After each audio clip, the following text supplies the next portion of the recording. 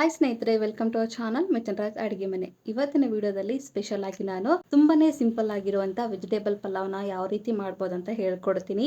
ಈ ರೀತಿ ಮಾಡಿದ್ರೆ ಬಿರಿಯಾನಿ ಕೂಡ ವೇಸ್ಟ್ ಅನ್ಸುತ್ತೆ, ಅಷ್ಟು ರುಚಿಯಾಗಿರುತ್ತೆ. ಬಿರಿಯಾನಿಗೆ ಟಫ್ ಕಾಂಪಿಟೇಷನ್ ಕೊಡುವಂತ ಈ ಸಿಂಪಲ್ ಆಗಿರುವಂತ ವೆಜಿಟೇಬಲ್ ಪಲಾವ್ನ ಒಂದ್ಸರಿ ಖಂಡಿತ ನೀವು ಕೂಡ ಟ್ರೈ ಮಾಡಿ ನೋಡಿ.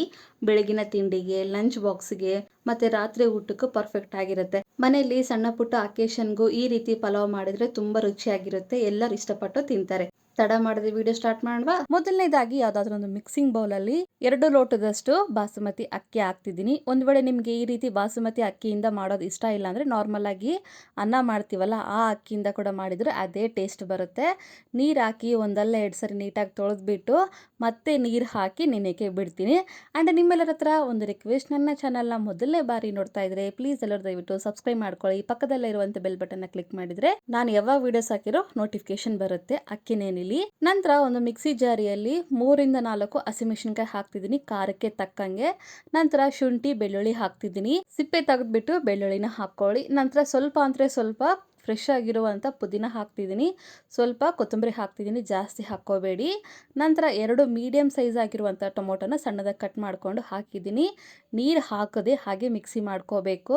ಫೈನಾಗಿ ಪೇಸ್ಟ್ ಥರ ಮಾಡ್ಕೊಳ್ಳೋಕ್ಕಿಂತ ಸ್ವಲ್ಪ ಈ ರೀತಿ ತರಿತರಾಗೆ ಮಾಡ್ಕೊಳ್ಳಿ, ರುಚಿ ಚೆನ್ನಾಗಿರುತ್ತೆ. ಮಿಕ್ಸಿ ಮಾಡಿರೋವಂಥದ್ದನ್ನ ಸೈಡಲ್ಲಿ ಇಟ್ಕೊಂಡು ಕುದಿತಿರುವ ನೀರಿಗೆ ನಾನು 1 ಕಪ್ಪಿನಷ್ಟು ಸೋಯಾ ಚಂಕ್ಸ್ನ ಹಾಕ್ತಾ ಇದ್ದೀನಿ. ಒಂದು ಕುದಿ ಬರೋವರೆಗೂ ಕುದಿಸಿದ್ರೆ ಸಾಕು, ಜಾಸ್ತಿ ಕುದಿಸ್ಬೇಕು ಅನ್ನೋದೇನಿಲ್ಲ. ಈ ರೀತಿ ಸೋಯಾ ಚಂಕ್ಸ್ನ ಪಲಾವ್ನಲ್ಲಿ ಹಾಕೋದ್ರಿಂದ ಎಕ್ಸ್ಟ್ರಾ ಟೇಸ್ಟ್ ಕೊಡುತ್ತೆ, ತುಂಬ ರುಚಿಯಾಗಿರುತ್ತೆ. ಒಂದ್ಸರಿ ಈ ರೀತಿ ಟ್ರೈ ಮಾಡಿ ನೋಡಿ. ನಮ್ಮ ಕಡೆ ಯಾವುದಾದ್ರೂ ಫಂಕ್ಷನ್ ಆದಾಗ, ಮದುವೆಗಳಲ್ಲಿ ಈ ರೀತಿ ಸೋಯಾ ಚಂಕ್ಸ್ನ ಹಾಕಿ ಪಲಾವ್ ಮಾಡ್ತಾರೆ, ತುಂಬ ರುಚಿಯಾಗಿರುತ್ತೆ. ಕುದ್ದಿರುವಂಥ ಸೋಯಾ ಚಂಕ್ಸ್ನ ತಣ್ಣೀರಲ್ಲಿ ಹಾಕೊಂಡು ಕೈಯಿಂದ ಹಿಂಡಿ ಈ ರೀತಿ ಬೌಲಲ್ಲಿ ರೆಡಿ ಮಾಡ್ಕೊಂಡು ಇಟ್ಕೊಂಡಿದ್ದೀನಿ. ನಂತರ ಯಾವುದಾದ್ರೂ ಒಂದು ಕಡಾಯಿಯಲ್ಲಿ 3 ರಿಂದ 4 ಟೇಬಲ್ ಸ್ಪೂನ್ ಅಷ್ಟು ಎಣ್ಣೆ ಹಾಕ್ತಿದ್ದೀನಿ. ನಂತರ 1 ಟೇಬಲ್ ಸ್ಪೂನ್ ಅಷ್ಟು ತುಪ್ಪ ಹಾಕ್ತಿದ್ದೀನಿ. ಟೋಟಲ್ ಆಗಿ 3 ರಿಂದ 5 ಸ್ಪೂನ್ ಅಷ್ಟು ಎಣ್ಣೆ ಆಯ್ತು. ಎಣ್ಣೆ ಸ್ವಲ್ಪ ಜಾಸ್ತಿನೇ ಇರಲಿ. 1 ಟೀ ಸ್ಪೂನ್ ಅಷ್ಟು ಜೀರಿಗೆ ಮತ್ತೆ ಹೋಲ್ ಗರಂ ಮಸಾಲ ಐಟಮ್ಸ್ನೆಲ್ಲ ಹಾಕೊಂಡು ಸ್ವಲ್ಪ ಕೈ ಆಡಿಸ್ಕೊಂತೀನಿ. ಕೈ ಆಡಿಸ್ಕೊಂಡಿದ್ಮೇಲೆ 2 ಟೇಬಲ್ ಸ್ಪೂನ್ ಅಷ್ಟು ಗೋಡಂಬಿ ಹಾಕ್ತಿದ್ದೀನಿ. ಗೋಡಂಬಿನ ಹಾಕೊಂಡು ಅದನ್ನ ಕೂಡ ಸ್ವಲ್ಪ ಫ್ರೈ ಮಾಡ್ಕೊಂಡು ನಂತರ ಇದಕ್ಕೆ ಸಣ್ಣದಾಗಿ ಕಟ್ ಮಾಡ್ಕೊಂಡಿರುವಂತ 2 ಮೀಡಿಯಂ ಸೈಜ್ ಈರುಳ್ಳಿನ ಹಾಕ್ತಾ ಇದ್ದೀನಿ. ನಾನಿಲ್ಲಿ ಉದ್ದ ಆಗಿ ಕಟ್ ಮಾಡ್ಕೊಂಡು ಹಾಕೊಂಡಿದ್ದೀನಿ ಈರುಳ್ಳಿನ. ನೀವು ಬೇಕಿದ್ರೆ ಸಣ್ಣದಾಗಿ ಕಟ್ ಮಾಡ್ಕೊಂಡು ಕೂಡ ಹಾಕೋಬಹುದು. ಈರುಳ್ಳಿ ಹಾಕಿದ್ಮೇಲೆ ನೀಟಾಗಿ ಕಲಿಸ್ಕೊಂಡು ಸ್ವಲ್ಪ ಕರಿಬೇವನ್ನ ಹಾಕಿ ಇನ್ನೊಂದ್ಸರಿ ಕೈ ಆಡಿಸ್ಕೊಂತೀನಿ. ಈರುಳ್ಳಿ ಸ್ವಲ್ಪ ಫ್ರೈ ಆಗಿದ್ಮೇಲೆ ಇವಾಗ ತರಕಾರಿ ಹಾಕೋಣ. ಮೊದಲನೇದಾಗಿ ಕ್ಯಾರೆಟ್ ಹಾಕ್ತಿದ್ದೀನಿ, ಒಂದು ಅರ್ಧ ಕಪ್ಪು. 1/4 ಕಪ್ಪಿನಷ್ಟು ಬೀನ್ಸ್ ಹಾಕ್ತಿದ್ದೀನಿ.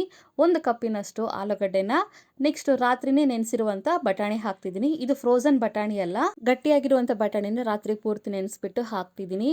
ಈ ಎಲ್ಲ ತರಕಾರಿ ಬೇಗ ಕುದಿಲಿ ಅಂತ ಸ್ವಲ್ಪ ಉಪ್ಪನ್ನ ಹಾಕಿ ನೀಟಾಗಿ ಕಲಿಸ್ಕೊಂಡು ಮುಚ್ಚಳನ ಮುಚ್ಚಿ ಒಂದು 80% ಕುದಿಯೋವರೆಗೂ ಕುದಿಸ್ಕೋಬೇಕು. ಈಗ ಮುಚ್ಚಳನ ಮುಚ್ತಿದ್ದೀನಿ. ಗ್ಯಾಸನ್ನು ಮೀಡಿಯಂ ಫ್ಲೇಮಲ್ಲೇ ಇಟ್ಕೊಂಡು ಒಂದು 5 ರಿಂದ 10 ನಿಮಿಷ ಕುದಿಸ್ಕೊಂಡ್ರೆ ತರಕಾರಿ ಎಲ್ಲ ನೀಟಾಗಿ ಕುದ್ದೋಗ್ಬಿಡುತ್ತೆ. ಒಂದು 80% ಕುದಿಲಿ ಸಾಕು, ಅದಕ್ಕಿಂತ ಜಾಸ್ತಿ ಬೇಡ. ಇನ್ನೊಂದ್ಸರಿ ನೀಟಾಗಿ ಕಲಿಸ್ಕೊಂಡು ಆಲ್ರೆಡಿ ಮಿಕ್ಸಿ ಮಾಡಿರುವಂಥ ಪೇಸ್ಟನ್ನು ಹಾಕ್ತಿದ್ದೀನಿ. ನಂತರ ರೆಡಿಯಾಗಿರುವಂಥ ಸೋಯಾ ಚಂಕ್ಸ್ನ ಹಾಕ್ತೀನಿ. ನಂತರ 1 ಟೀ ಸ್ಪೂನ್ ಅಷ್ಟು ಧನಿಯಾ ಪೌಡರ್ನ ಹಾಕಿ ಗ್ಯಾಸನ್ನು ಮೀಡಿಯಂ ಫ್ಲೇಮಲ್ಲೇ ಇಟ್ಕೊಂಡು ಮಸಾಲ ಏನಿದೆ ಅಲ್ಲ ಅದೆಲ್ಲ ಹಸಿ ವಾಸನೆ ಹೋಗೋವರೆಗೂ ಮಿಕ್ಸ್ ಮಾಡ್ಕೋಬೇಕು. ಈ ರೀತಿ ಎಲ್ಲವನ್ನು ನೀಟಾಗಿ ಮಿಕ್ಸ್ ಮಾಡ್ಕೊಂಡಿದ್ಮೇಲೆ ಸ್ವಲ್ಪ ಹಸಿ ವಾಸನೆ ಹೋಗಲಿ ಅಂತ ಮತ್ತೆ ಮುಚ್ಚಳನ ಮುಚ್ಚಿಬಿಟ್ಟು ಒಂದು 2 ರಿಂದ 5 ನಿಮಿಷದವರೆಗೂ ಬೇಯಿಸ್ಕೋಬೇಕು. ನೋಡಿದ್ರೆ ಇವಾಗ ಓಪನ್ ಮಾಡಿ ತೋರಿಸ್ತಿದ್ದೀನಿ, ಹಸಿ ವಾಸನೆ ಎಲ್ಲ ಹೋಗಿದೆ.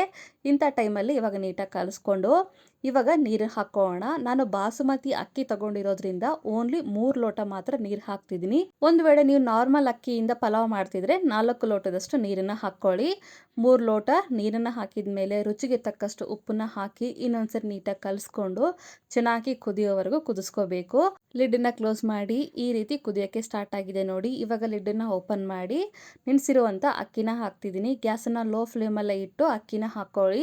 ನೆನೆಸಿರುವಂಥ ಎಲ್ಲ ಅಕ್ಕಿನ ಹಾಕ್ಕೊಂಡಿದ್ಮೇಲೆ ಈ ರೀತಿ ನೀಟಾಗಿ ಕಲಿಸ್ಕೋಬೇಕು. ಜಾಸ್ತಿ ಕಲಿಸ್ಕೋಬೇಡಿ, ಯಾಕೆಂದರೆ ಅಕ್ಕಿ ಮುರಿದೋಗ್ಬಿಡುತ್ತೆ.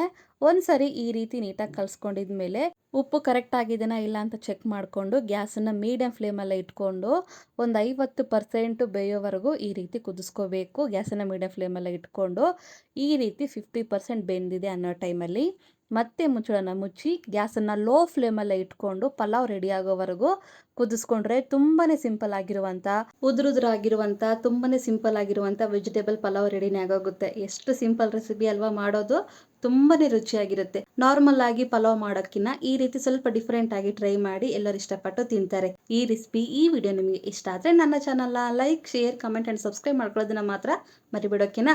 ಮುಂದಿನ ವಿಡಿಯೋದಲ್ಲಿ ಮತ್ತೆ ಸಿಗ್ತೀನಿ. ಅಲ್ಲಿವರೆಗೂ ಟೇಕ್ ಕೇರ್, ಬಾಯ್.